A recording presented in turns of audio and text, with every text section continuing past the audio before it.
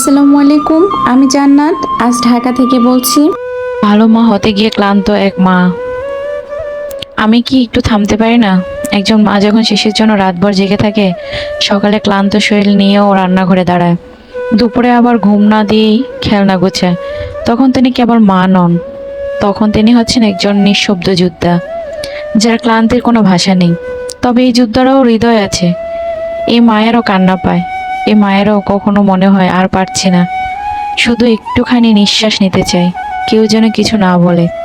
আমরা সবাই চাই শিশুকে ভালোবাসায় বড় করব, চিৎকার করব না, ধমক দেব না, কখনো রাগ দেখাবো না।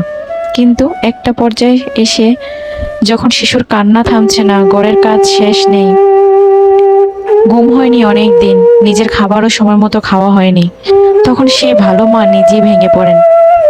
তখন হয়তো নিজের অজান্তে আপনি চিৎকার করে বলে ফেলেন, ধমক দেন, তারপর গভীর আত্মগ্লানিতে ডুবে যান। ভাবেন আমি তাহলে খারাপ মা?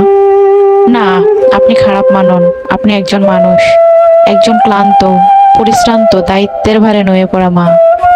আজকাল অনেক মাই ভুগছেন এই বিশেষ ধরনের চাপের মধ্যে, যাকে বলা হয়ে থাকে সেন্সরি ওভারলোড, যেখানে শব্দ, আলো, শিশুর কান্না সবকিছুই অসহনীয় মনে হয়, যা সহ্য হয় না।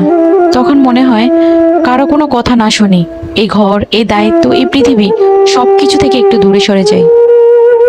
এটাই অস্বাভাবিকের কিছু নয়, এটাই স্বাভাবিক। এটা আপনি একা অনুভব করছেন না। একজন শিশু বিশেষজ্ঞ হিসেবে যখন আপনাকে বলা হবে, তখনও তাই বলা হবে। এই সমাজ শুধু শিশুর যত্ন নিয়ে ভাবে, কিন্তু সেই শিশুর পেছনে যিনি আছেন, সে মাটির ভেতরে কি ঝড় বইছে সেটা কেউ দেখে না।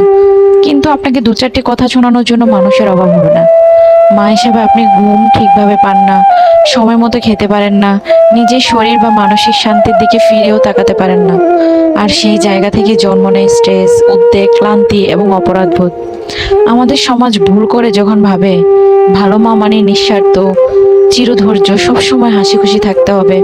আমি বলি, ভালো মা মানে একজন যিনি নিজেকে বুঝেন, নিজের ক্লান্তি স্বীকার করেন এবং নিজের যত্ন নিতে শিখেছেন।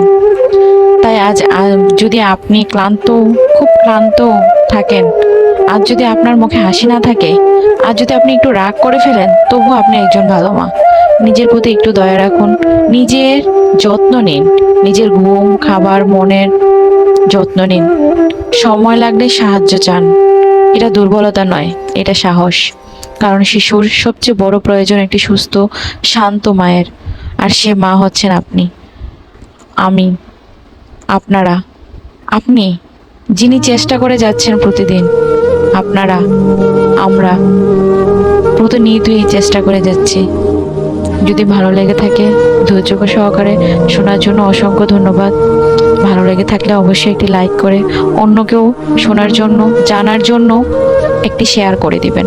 ভালো থাকবেন সবাই। আল্লাহ হাফেজ। আসসালামু আলাইকুম।